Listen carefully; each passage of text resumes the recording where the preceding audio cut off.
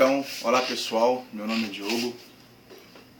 Eu estou fazendo esse vídeo aqui pra gente discutir alguns assuntos, né, que tem sido polêmica aí no mundo afora. E o assunto que eu quero tratar hoje é o assunto Bíblia, né? Eu quero comentar com vocês um pouco como ela surgiu, como ela apareceu, o que é a Bíblia, para quem ela foi escrita e para que ela foi escrita, na verdade. O que se sabe é que várias pessoas têm a Bíblia como seu manual de fé e de cabeceira, né? Ela tem sido realmente o livro que tem regrado a vida de muitas pessoas, e não só das pessoas, como também de várias constituições do mundo. Países cristãos e não cristãos adotam grandes partes da Bíblia como suas constituições. Então é um livro realmente intrigante, né, que a gente tem que estudá-lo a fundo. Ele também tem sido a maior fonte de polêmicas no mundo atual, né? Com a evolução da homossexualidade, do ateísmo e de muitas outras coisas, né? A Bíblia hoje tem sido muito contestada, principalmente pelas corrupções dentro da igreja, das igrejas católicas e das igrejas protestantes também, tanto das pentecostais, neopentecostais. Tem havido muito burburinho a respeito da Bíblia, né? E agora com os achados arqueológicos e com achados históricos, realmente está se reescrevendo toda a história. E o papel da Bíblia, onde fica nisso, né? Então eu estou hoje entrando aqui para tentar trazer um pouco da história da Bíblia para vocês, para que vocês possam entender um pouquinho mais da Bíblia, como funciona e como é que é, tá certo? Quero falar para vocês, se vocês gostarem aí, vocês deixam um like, né, aí do vídeo. Deixe comentários, opiniões, se vocês tiverem alguma dúvida, por favor, pode deixar a pergunta aqui também que eu vou estar respondendo. Infelizmente o vídeo é pequeno, né? Há muita coisa para se falar e muito pouco tempo para se dizer. A verdade é essa, né? Eu vou deixar isso aqui em duas partes, né? Uma outra parte. Para se caso você quiser, você pode estar vendo as duas partes. Na segunda parte eu vou tratar mais realmente da história da Bíblia. Aqui eu vou tratar um pouco da pré-história da Bíblia. Tudo que rolou para ela começar. Então aqui vai um pouquinho mais de história do cristianismo do que da Bíblia em si. Então é assim, ó. Eu quero tratar de alguns princípios com vocês, tá certo? Primeiro princípio, como surgiu a Bíblia? Infelizmente algumas pessoas acham que a Bíblia surgiu de um cometa que caiu na Terra. Eles acham que tipo veio um cometa lá do céu, Deus mandou um cometa do céu, caiu aqui, estava escrito Bíblia Sagrada, estava lá os 66 livros e pronto, a Bíblia tá pronta. Não foi assim que surgiu a Bíblia, tá certo? Já dar um impacto em você. Não foi Deus quem escreveu a Bíblia, tá bom? Não foi Deus. Quem escreveu a Bíblia foram homens. Realmente, o que alguns ateus falam aí é verdade.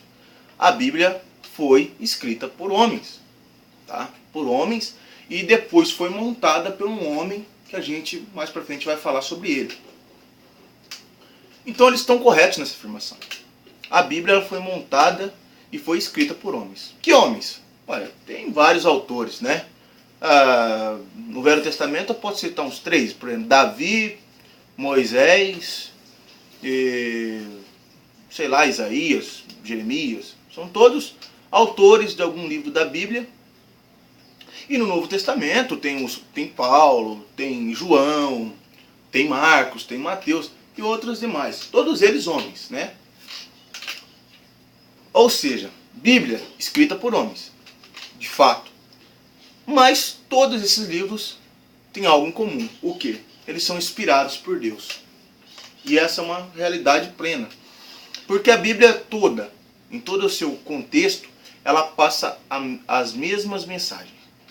Ou justiça, ou de paz. É uma das ambas.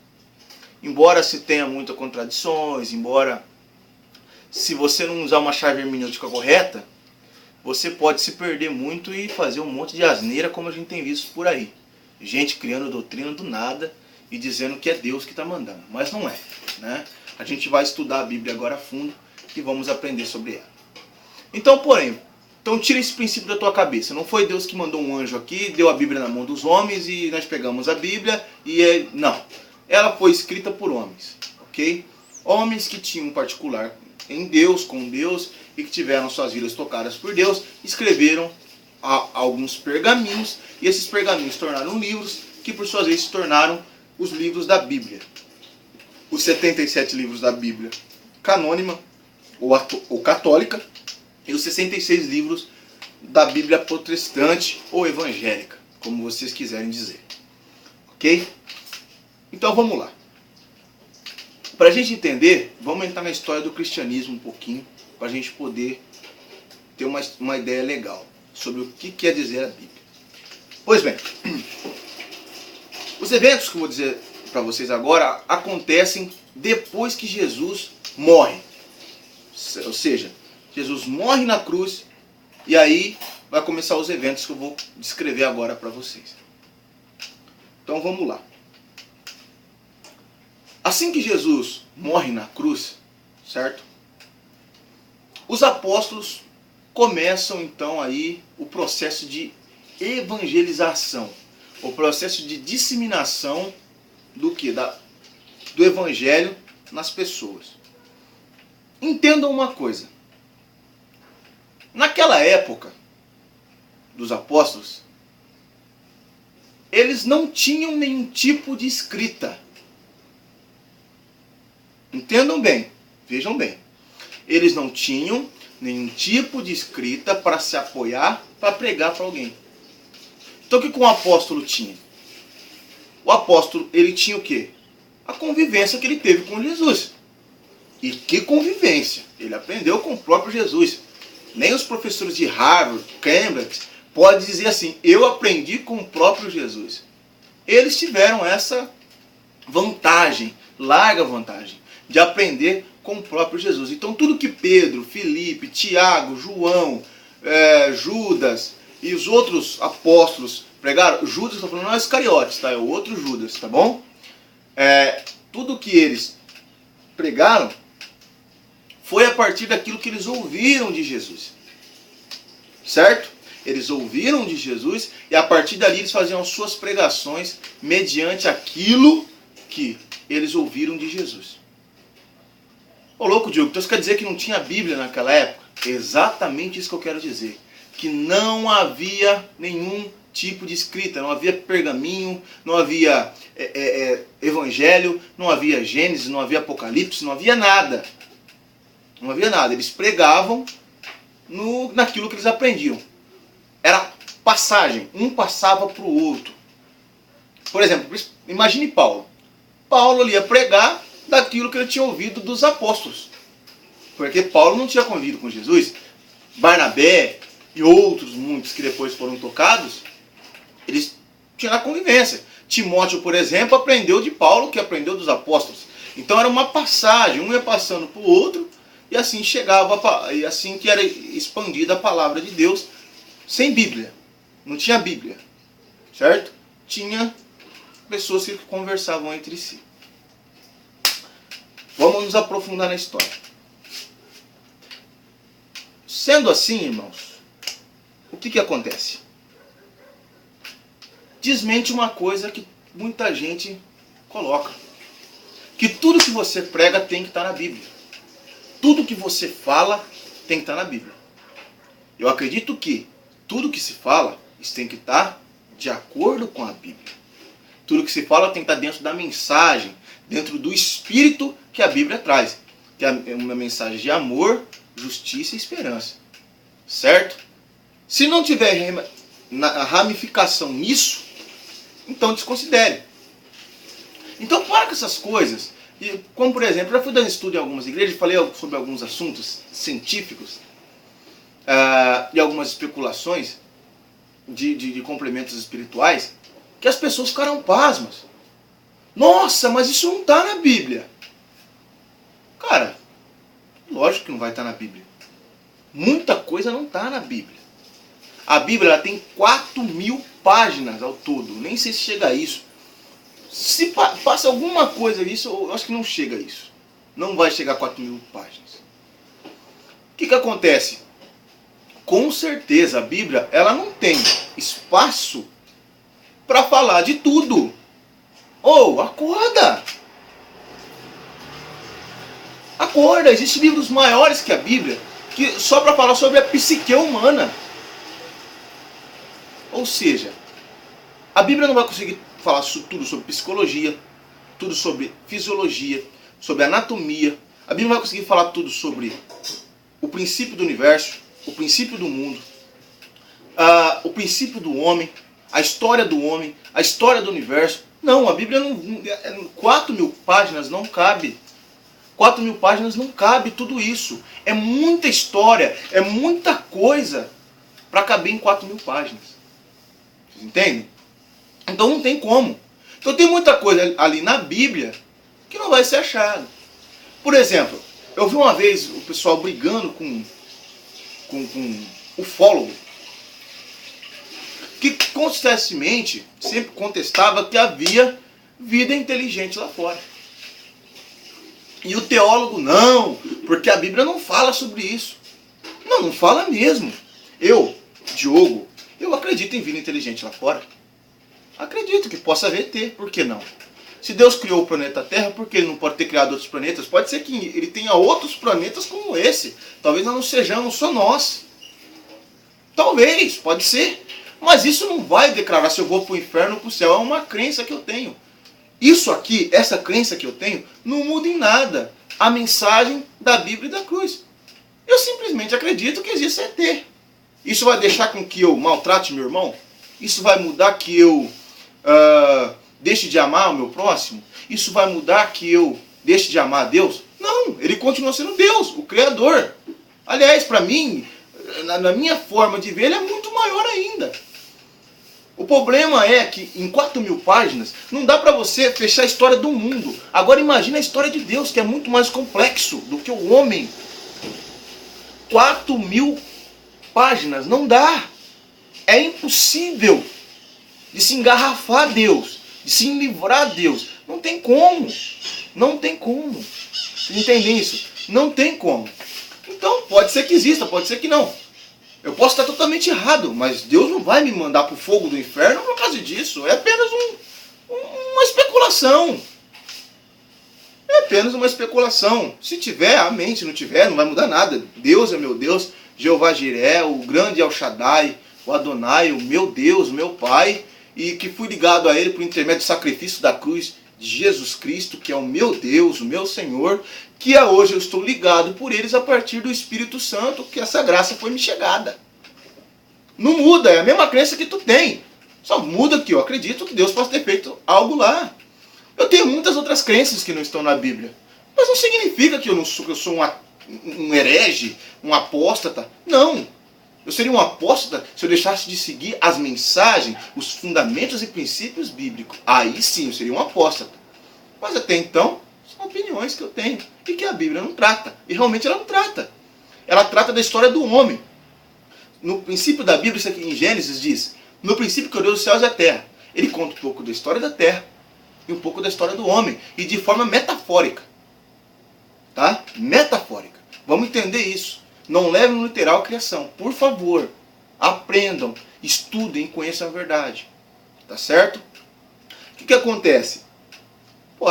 Tem muitas coisas que não foram escritas. A própria Bíblia diz que, em um versículo bíblico que é muito chave, que diz que quando nós chegarmos aos céus, vamos experimentar de coisas que os olhos nunca viram, os ouvidos nunca ouviram e nunca subiram ao coração do homem. Isso está escrito na Bíblia. Para você que é um bibliatrólogo, né? Aquele cara que é ídolo, tem a Bíblia como ídolo, o que é um pecado. A Bíblia não é Deus. A Bíblia não é a quarta trindade da santidade. Não é a quarta pessoa da trindade, melhor dizendo. Não. A Bíblia é apenas um manual que foi colocada para nós aqui. E que nem Deus foi Deus quem fez. Embora Acredito que ele inspirou, porque a mensagem da Bíblia, ela casa muito bem com Deus. Ela está em Deus e pronto. Tá certo? Não precisa ficar bravos. É o que é. Vamos aos fatos. Entendeu? Então vamos lá. Partindo daí, os apóstolos, eles não pregavam com Bíblia. Nem sequer com pergaminhos. Quanto é que, certa vez, quando Jesus ainda estava vivo, ele manda os seus apóstolos e alguns seguidores deles ali pregar a palavra de Deus de 2 em 2. Portanto, eles não deu um folheto para cada um. Eles foram falar daquilo que eles viram. Olha, eu tenho andado com Jesus que cegos veem, mudos falam. Ele falou, aí essa palavra lá da palavra da montanha, né? E isso faziam com que as pessoas viessem a Cristo. E ainda assim, mesmo não tendo Bíblia na mão, os milagres aconteciam. Já naquela época, já haviam sinais e maravilhas. Já eram feitos por meio dos seguidores de Jesus ali. Então vocês vejam, Bíblia é uma coisa de agora, é uma coisa de já. Não tão de já, eu vou explicar por que não tão de já. Mas não existia a Bíblia até então. O que se existia era o falar de Jesus. Eu conheço, eu tenho andado com Jesus, eu tenho testemunhado Jesus e eu vou te passar para você isso. Muita coisa não existia naquela época, tá certo? Tem muita coisa que a gente tem que parar para analisar. Pois bem, continuando na história, o que aconteceu? Os apóstolos não tendo nada para pregar, nada em mãos, o que eles começavam a fazer? Foram eles, os apóstolos, que começaram esses negócios de escrita a respeito do evangelho. Por exemplo, quando eles fazem aquele concílio em Jerusalém para decidir se eles iam seguir ou não as leis judaicas, ou se iam ou não aceitar com que os gentios recebessem o evangelho, lá no concílio que fizeram em Jerusalém, foi o primeiro concílio que fizeram para tratar sobre isso,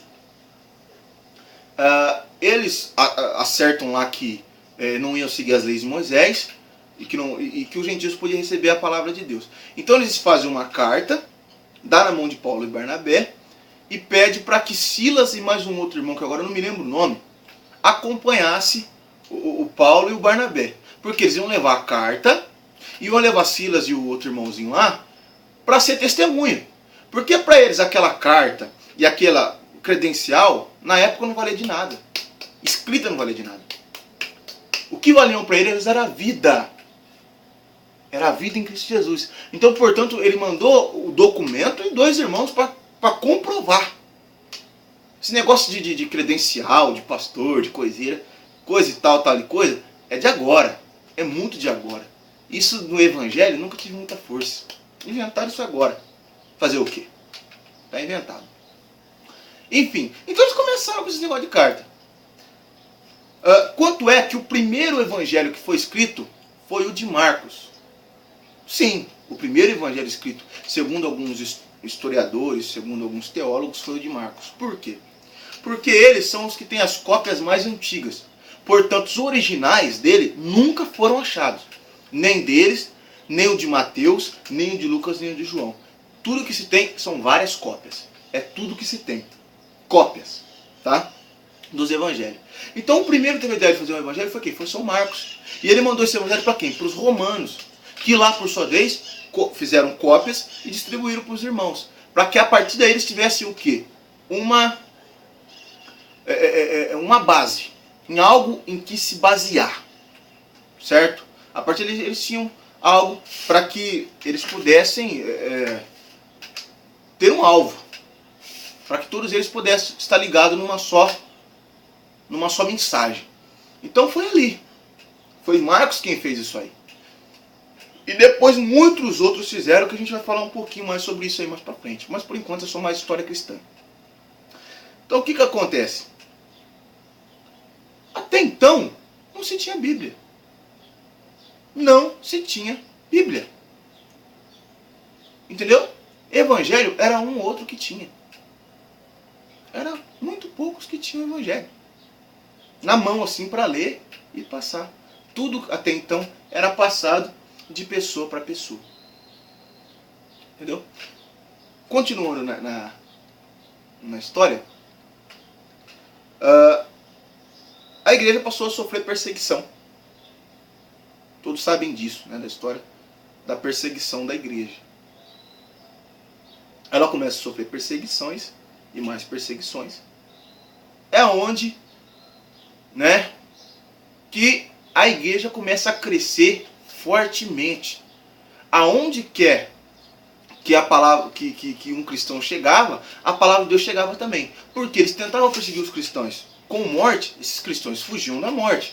E aonde eles passavam, eles pregavam o evangelho. E aonde eles pregavam o evangelho impactava as pessoas. Ou seja, não tinha como parar o evangelho. Porque era algo novo. Era algo extremamente novo para aquela época. E é para nós até hoje. Na época era olho por olho e dente por dente, não só no Israel, mas em todo o mundo. Era assim, se você tentar me matar, eu vou te matar. Se você me roubar, eu vou pegar tudo que você tem. Se você estrupar alguém da minha família, estrupa alguém da sua. Se você arrancar a cabeça de alguém da minha família, eu arranco da sua família também. Era olho por olho e dente por dente, não só em Israel, mas no mundo todo. E é aqui que eu paro e tenho que abrir uns parênteses e falar para alguns teólogos que falam aí, nossa, Jesus Cristo não mudou nada no mundo. Tem um cara que chama, acho que Salatiel, falou isso aí, Jesus Cristo deixou o mundo mesmo lixo. Cara, é que você não vivia naquela época para você dizer que Jesus deixou o mesmo lixo. Cara, Jesus mudou tudo, como eu já disse. A Bíblia foi a base de muitas constituições, os evangelhos foi a base de várias constituições de países que são cristãos, que têm pessoas cristãs, e que países que não têm. Países que não são cristãos pegaram a Bíblia como modelo para suas constituições. E aí você vem me dizer que Jesus, cara, não fez nada? Tudo bem, eu também sou um forte crítico da religião. Porque religião é uma coisa que criaram. Mas dizer que Jesus não mudou o mundo continua sendo a mesma coisa, negativo. Muita coisa mudou. Muita coisa mudou. Leis de guerra, Tratado de Genebra, muita coisa mudou de lá para cá. Tudo por intermédio a Bíblia, a mensagem deixada pela Bíblia. Tá certo, senhor ateu? Então veja bem, meça bem essas palavras, tá? Estude bem para falar as coisas por aí. Então o que acontece? Como os primeiros evangelhos foram escritos, essas pessoas, junto com esses evangelhos, começaram a sair por aí. E em vez de enfraquecer com a perseguição romana, eles só cresciam. Porque era uma coisa extraordinária. Era uma coisa nova. Você deixa de matar. Quando alguém te calunia, você ora por ele. Sabe? Olha que coisa nova.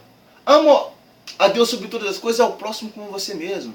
Se você não quer que alguém faça alguma coisa de mal para você, não faça ela também. São todos conceitos novos. Sabe? Que as pessoas começam a abordar. Que as pessoas começam a querer participar disso. Quem não quer? Até hoje pessoas são atraídas por esse evangelho. Agora imagina naquela época que a coisa era apertada mesmo. Sabe? Eu duvido que alguém... duvido que várias pessoas não quisessem participar daquilo. Melhor dizendo. O evangelho não foi sempre interessante muito para os poderosos, os grandes. Agora, para as bases, aquilo era maravilhoso. Aquilo era coisa nova. A liberdade e tudo mais. Tá certo? É isso. Então, gente, com essa perseguição, o evangelho, ele começou a ganhar o Império Romano e fora do Império Romano. Passados 300 anos, por aí, os apóstolos morreram, né? Ninguém dura mais. Eles morreram. Ficaram os seguidores dos apóstolos, né? Os seguidores dos apóstolos, né? Já Aí para umas 3 ou 4 gerações. 300 anos, né? 3 ou 4 até 5 gerações dos apóstolos. Então o que acontece? Eles estão ali, ainda sendo perseguidos, só que mesmo assim crescendo fortemente. Então é aí que começa a decadência do nosso chamado evangelho. Tá certo? Nesse momento aparece um imperador chamado Constantino. Sim, Constantino. Acho que você já ouviu falar desse nome. Constantino era um imperador na época de Roma, tá? Que estava com seu império enfraquecido. E é a partir daqui que a gente sai da história cristã e começa a falar sobre a Bíblia. E a gente vai falar diretamente sobre a Bíblia no livro 2, tá certo? Espero vocês lá. Alô? Fica com Deus.